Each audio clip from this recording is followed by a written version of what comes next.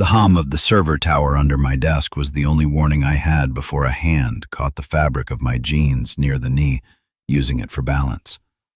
I didn't flinch.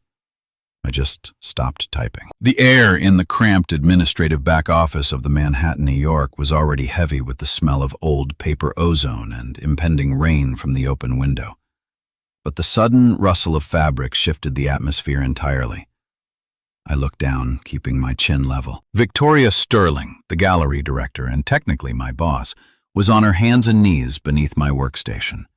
She wore a crisp white button-down blouse and a dark tailored pencil skirt, and the sharp lines of her usual executive armor thrown badly out of place by the fact that she was wedged between my shins and a metal filing cabinet. Her dark hair was escaping its normally flawless updo. She tilted her head back, looking up at me. The ambient light from my dual monitors caught the sharp exhaustion around her eyes. Act natural, she whispered, her voice barely carrying over the whir of the cooling fans. Just keep working. The heavy oak door to the back office rattled. The brass handle turned, but the deadbolt, which I had instinctively flipped an hour ago when the tension in the building spiked, held firm. Allison. A voice filtered through the heavy wood. It was Richard, the senior board member. His tone possessed that specific polished cadence of a man who used bureaucracy as a weapon. Are you in there? The preliminary auditors are asking for the Q3 disbursement logs. I looked at the lock. Then I looked down at Allison. Her fingers tightened on the fabric of my jeans, a grounding gesture that broadcast a sudden, sharp spike of panic. I'm a forensic accountant. My entire career is built on reading what people try to hide in ledgers, but the physical tells are always the same. She was cornered. I leaned forward in my gray cotton t-shirt, resting my elbows on the edge of the laminate desk, effectively blocking anyone's view of the floor if the door were to somehow open. I placed my hands over the keyboard. She's not in here, Richard, I called out. My voice was measured, projecting the flat, structured calm of a man entirely absorbed in pivot tables and data reconciliation. A pause on the other side of the door. Ethan, open the door. I need to check the main terminal. I'm in the middle of a continuous forensic extraction. I replied, my fingers moving over the keys, entering a command sequence to pull the actual routing data Richard was trying to bury. If I break the chain of custody on this data pull, the entire software suite has to restart. It's a 6-hour protocol. Do you want to explain the delay to the oversight committee, or should I? The silence from the hallway stretched. Richard understood leverage. He didn't understand the software I was using, which was my greatest advantage. Have her call me the second you see her, Richard snapped. The sound of his expensive leather shoes receded down the hardwood hallway. I waited until the rhythmic tapping of his footsteps faded completely. I didn't move my chair back. The proximity was a functional necessity, but the sudden quiet in the room was heavy. I looked back under the desk. He's gone, I said quietly. Allison let out a shaky exhale. It wasn't a sigh of relief. It was the sound of a structural support taking on too much weight. She didn't move to get up immediately. She just rested her forehead against the edge of the metal desk frame. He changed the passwords to the offshore escrow accounts, she said, her voice hollow. I went into his office to find the physical ledger while he was on a call. He came back early. If he had seen me in the hallway holding this, she shifted her weight, revealing a black leather-bound notebook clutched against her chest. It was the offline ledger. The one piece of physical evidence that proved the gallery's missing funds weren't a result of her mismanagement, but of Richard's deliberate skimming. Come up here, I said, my tone shifting from professional barrier to quiet instruction. I pushed my chair back a few inches, giving her room. She scrambled out from under the desk, smoothing down her skirt with jerky, anxious motions. She stood by the window, the gray afternoon light washing out her features. She was 37 to 8 years my senior and carried the gallery on her back. When she hired me 3 weeks ago to fix a minor discrepancy in the books, she hadn't realized she was walking into a sophisticated embezzlement trap designed to force her out and sell the prime real estate out from under the artists. He has the board convinced the leak is coming from my terminal, Allison said, dropping the blue ledger onto my desk. Her hands were trembling slightly. She pressed them flat against the laminate surface to steady them. The preliminary audit starts on Wednesday. If I can't prove he routed the gallery's endowment into that shell company by then, I don't just lose my job, Ethan. The board will press charges to cover their own liability. I didn't offer a sympathetic grimace. Pity was useless currency. Instead, I reached out and pulled the blue ledger toward me. The leather was worn. I flipped it open, my eyes scanning the handwritten columns, numbers, dates, signatures. He's arrogant, I noted, tracing a line of ink with the cap of my pen.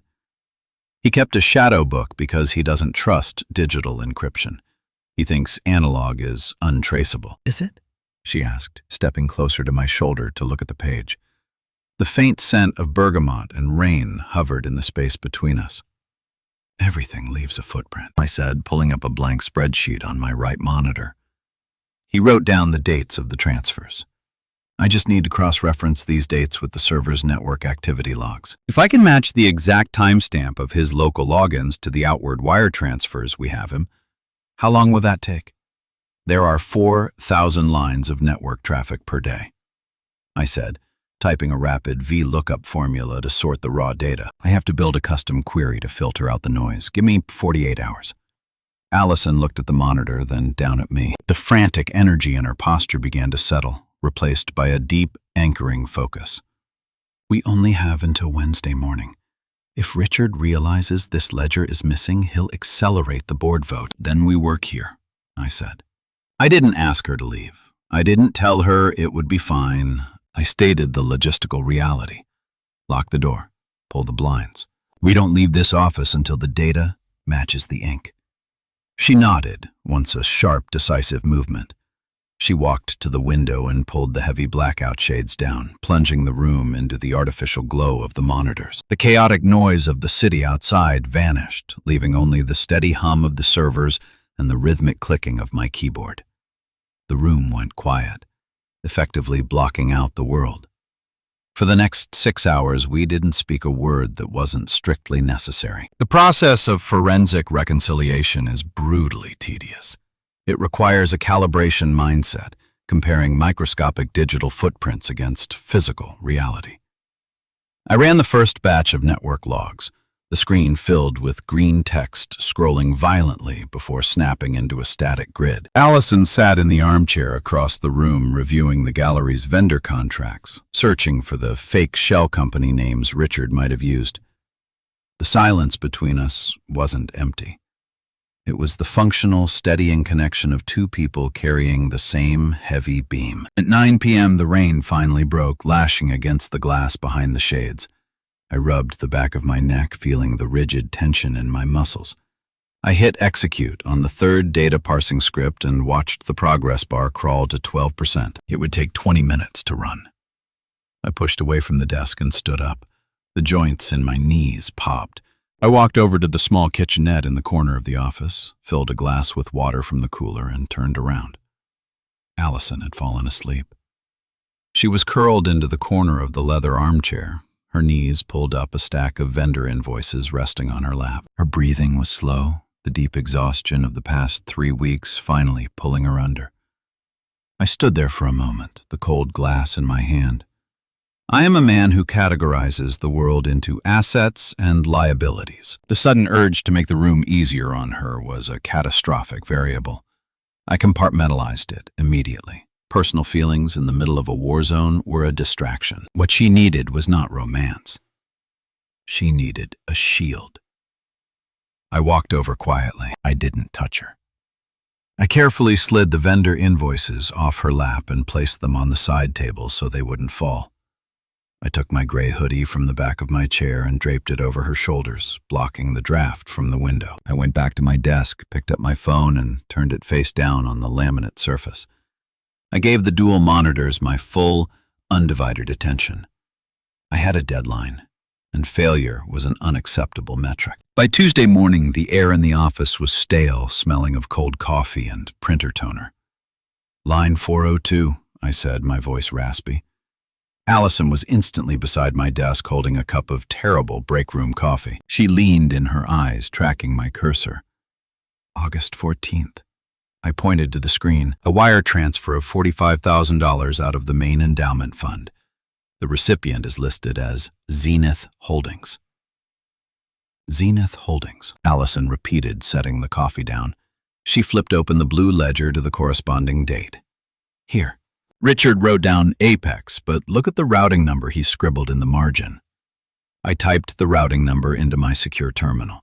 The database queried for 3 seconds before throwing a flag. It's an offshore account in the Caymans, I confirmed. Now look at the network log for that exact timestamp. I highlighted a string of IP addresses. At the exact minute the wire transfer was initiated, the command didn't come from your terminal. It came from a MAC address ending in 7B4F. Is that Richard's computer? She asked, her voice tight. No, I said, leaning back. It's his personal tablet. He logged into the gallery's secure Wi-Fi using his executive credentials, bypassed the firewall, and initiated the transfer from his iPad while sitting in the boardroom. We have the digital footprint connecting the offshore account directly to his physical device. Allison stared at the screen. The weight of the impending ruin began to lift, replaced by the sharp edge of vindication. We have him. A sharp knock on the door shattered the quiet room. Allison. It was Oliver, the gallery curator. His voice was frantic. I unlocked the door and pulled it open. Oliver stood there, his colorful scarf askew, his face pale. The auditors are here, Oliver said, breathless. They weren't supposed to arrive until tomorrow, but Richard called them in early. They are in the main lobby demanding access to the servers. Allison's posture went rigid. The timeline had just collapsed. If they get into the servers before we compile the final report, Richard will use his administrative access to wipe the network logs. He's forcing the audit to destroy the evidence. Oliver stopped hard enough that his scarf slipped sideways and the stale office air seemed to thicken around his fast, shallow breathing. Allison's gaze snapped to the door, her hands closing into fists as the next move in the room changed from preparation to delay. I didn't panic. Panic was an inefficient use of adrenaline. Oliver, I said, my voice dropping an octave, establishing absolute authority. Go back to the lobby. Offer them coffee. Tell them the server is running a routine weekly backup and will be locked for exactly 12 minutes. Delay them. Oliver nodded rapidly and practically sprinted down the hall. I turned to Allison. I need to lock the network logs behind an encrypted partition so Richard can't delete them from his terminal. I need 4 minutes. Do it, she said, stepping back to give me space. I sat down, my fingers flying across the mechanical keyboard. I didn't use the standard gallery software. I pulled up a command line interface. I isolated the specific server directory containing the Wi-Fi logs and the offshore routing traces. I initiated a 256-bit encryption wrap, locking the files behind a key that only I possessed. A progress bar appeared. Encrypting. 40%. Ethan, Allison said softly. I glanced at her. She was standing by the window, her arms crossed tight over her chest. The fearless executive facade had cracked just a fraction. If this fails, she said, her voice unsteady, I don't just lose the gallery. I lose the artists who depend on me. I lose everything I've built for 15 years. Her shoulders dropped a fraction, the cold light from the monitor catching the strain she could no longer hide. And when her voice thinned on the last word, the room stopped feeling like a control center and started feeling like the edge of a collapse. She wasn't asking for comfort. She was placing the full cost of failure in plain view. I stopped looking at the monitor.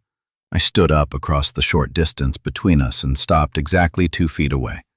I didn't reach for her. I didn't try to pull her into a comforting embrace that would blur the lines of our professional survival. Instead, I held her gaze with absolute, unyielding certainty. It's not going to fail, I said, my voice a quiet anchor in the chaotic room. I have the data. I have the ledger. I am the only one with the encryption key. He cannot touch you, Allison. I won't let him. She looked at my face, searching for a crack in my confidence. She found none. The tremor in her shoulders slowly stopped. The transfer of stability was complete. "Okay," she breathed, nodding once. "Okay." Ding! The monitor flashed green. Encryption complete. "Let's go meet the auditors," I said, grabbing a flash drive and plugging it into the tower to pull a copy of the encrypted package. We walked out of the back office and down the long hallway toward the main gallery floor. The walls were lined with stark, brilliant contemporary canvases the legacy Allison was fighting to protect. We reached the lobby. 3 auditors in gray suits were standing near the reception desk. Richard was with them, his arms crossed, projecting an aura of concerned leadership. When he saw us, his eyes narrowed. "Ah, Allison," Richard said, his voice dripping with false sympathy. "The auditors decided to come in early to expedite the process. Given the irregularities, we felt it was best to secure the servers immediately." "Of course," Allison said, her voice perfectly level. The panic from the back office was gone, replaced by the cool competence of a woman who knew she held the winning hand. We welcomed the transparency. The lead auditor, a stern woman with a clipboard, stepped forward. "Ms. Romero, we need administrative access to the main terminal to begin downloading the Q3 disbursement logs." "Certainly," I interjected, stepping slightly in front of Allison to take the operational heat. "I'm Ethan Montgomery, the independent forensic accountant retained by the gallery. I've already prepared the server for your extraction." Richard's head snapped toward me. "Independent? You were hired to assist the bookkeeping staff, Montgomery. You don't have authorization to prep the servers. I have authorization from the director," I stated, pulling a single sheet of paper from my folder and handing it to the lead auditor. "This is a formal chain of custody document. At 9:14 a.m. today, I isolated the network activity logs and the Q3 disbursements into a read-only encrypted partition to prevent accidental data corruption during the audit. Here is the access key." I handed the auditor the flash drive. Richard's face went completely still. The polished mask slipped, revealing the cold calculation beneath. "You encrypted the network logs. Standard forensic procedure." "Richard," I said, my tone polite but edged with steel. "It ensures that no one, not even an administrator, can alter the data footprint prior to the auditor's review. I'm sure you agree that data integrity is our highest priority." He couldn't argue without looking guilty in front of the auditors. He forced a tight, rigid smile. "Of course, very thorough." The auditor plugged the flash drive into her laptop. "Thank you, Mr. Montgomery. This makes our job much easier." "We will begin the review." "We will be in the boardroom," Allison said, taking control of the narrative. "Please let us know when you require our statements." She turned and walked toward the glass-walled boardroom. I followed her. The battle wasn't over. Encrypting the data only bought us time. The auditors still had to review it, and Richard still held a massive amount of social leverage over the gallery's board of directors. He would try to spin the data. He would try to claim his iPad was stolen or that the IP address was spoofed. We spent the next 4 hours in the boardroom. The tension was a living thing pacing the room with us. Allison organized physical contracts, preparing for the inevitable showdown. I sat at the long mahogany table building a physical timeline on a whiteboard connecting the blue ledger dates to the digital wire transfers. At 2 p.m., my phone buzzed, an email from the lead auditor. "Mr. Montgomery, we have found several anomalies matching your encrypted report. We are convening an emergency meeting with the executive board at 3 p.m. to present our initial findings. Your presence is required." I showed the screen to Allison. She stood up, smoothing her skirt. "This is it. He's going to try to intimidate you in front of the board," I said, erasing the whiteboard to leave no trace of our strategy. "He'll use his tenure to make you look hysterical or incompetent." "Let him try," she said, her chin lifting. At 3 p.m., the heavy doors of the boardroom opened. The 5 members of the executive board filed in, looking grave. Richard walked in last, taking his seat at the head of the table. He looked composed. He had clearly formulated a defense. The lead auditor stood at the front, projecting a spreadsheet onto the screen. "Ladies and gentlemen," the auditor began, her voice crisp. "Upon reviewing the encrypted network logs provided by Mr. Montgomery, we have identified a pattern of unauthorized wire transfers totaling $420,000 routed to a shell company in the Cayman Islands. A murmur of shock rippled through the board members. The transfers were initiated from an internal IP address, the auditor continued. However, the MAC address associated with the initiating device does not belong to the director's terminal. It belongs to a registered personal device. Richard leaned forward, folding his hands on the table. This is highly concerning. It appears our network has been compromised by an external hacker spoofing internal credentials. I've been warning the board about our lax cybersecurity for months. It wasn't a hacker, Richard, Allison said. Her voice cut through the room, clear and authoritative. She didn't look at me for permission. She didn't look at the board for approval. She looked directly at Richard. She opened her folder and slid a photocopy of a page from the ledger across the polished wood. That is a photocopy of a physical ledger we recovered from your office yesterday, Allison stated. It details the exact dates, amounts, and offshore routing numbers of the missing funds, written in your handwriting. The board members stared at the paper. This is absurd.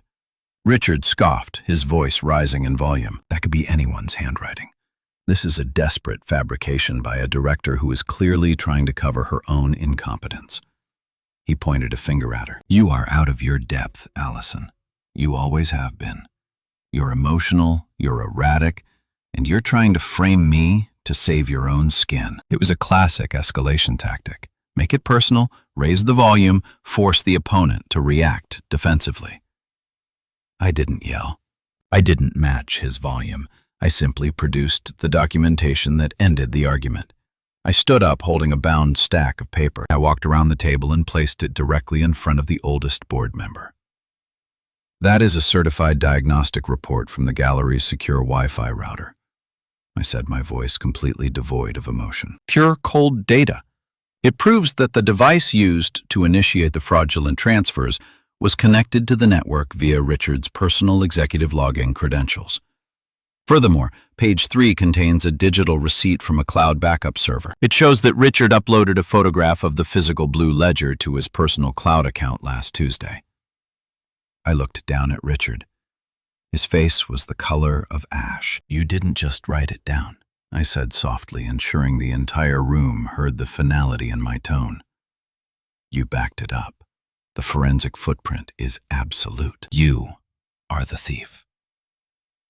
The room went dead silent, the kind of silence that follows a structural collapse. The oldest board member looked from the report to Richard. Richard, is this true? Richard opened his mouth, but no sound came out. He looked at the auditor. He looked at the report. And then he looked at me. He realized with sudden, terrifying clarity that he was trapped in a box built of his own data. The gallery's legal counsel has already been notified, Allison said, taking the final step. She didn't gloat. She was a professional, excising a tumor. The board will vote immediately on a motion for your termination and the referral of these documents to the authorities. I suggest you call your lawyer. 10 minutes later, Richard was escorted from the building. The board voted unanimously to terminate him and freeze his assets pending a legal investigation. The audit would continue, but the focus had shifted entirely. Allison was cleared. We walked out of the boardroom together. The adrenaline crash hit the moment the heavy doors closed behind us. We stopped in the middle of the empty hallway. The late afternoon sun broke through the clouds, casting long, golden shadows across the hardwood floor. Allison leaned back against the wall, closing her eyes. She let out a breath, a long, shaky exhalation that sounded like a physical weight dropping to the floor. It's over, she whispered. It's over, I confirmed. I stood in front of her, the space between us, charged, not with panic, but with the profound quiet relief of surviving the storm. I kept my hands at my sides. The urge to touch her, to pull her against me and feel the reality of our victory was a physical ache. But I am a man of structure. I do not cross boundaries without permission. She opened her eyes and looked at me. The defensive executive armor was completely gone. What remained was the brilliant, exhausted woman who had just fought for her life and won. You didn't just fix the books, Ethan, she said, her voice soft. You stood in front of him. You didn't let him speak over me. He was relying on intimidation, I said, my voice dropping lower. Data doesn't care about volume. Neither do I. She pushed off the wall and took a step toward me. The distance closed to a matter of inches. She reached out her fingers, hesitant, and rested her hand flat against the center of my chest, right over my heart. The touch was a stabilizer. The sudden warmth of her palm grounded the residual adrenaline in my system. I looked down at her hand, then up to her eyes. "Thank you." She said the words, a quiet promise. I didn't say you're welcome. I didn't brush it off. I brought my own hand up and covered hers, pressing it gently against my chest, locking the connection in place. "Anytime," I said. 4 days later, the gallery held its quarterly exhibition opening. The space was transformed. The harsh fluorescent lights of the audit were gone, replaced by warm, dramatic gallery lighting. A string quartet played in the corner. The room was packed with patrons, artists, and board members. I stood near the back wearing a dark suit, holding a glass of sparkling water. I watched Allison work the room. She was in her element, radiant in a dark green dress, speaking passionately about the art on the walls. She was safe. The gallery was safe. My contract was technically finished. I checked my watch. It was time to go.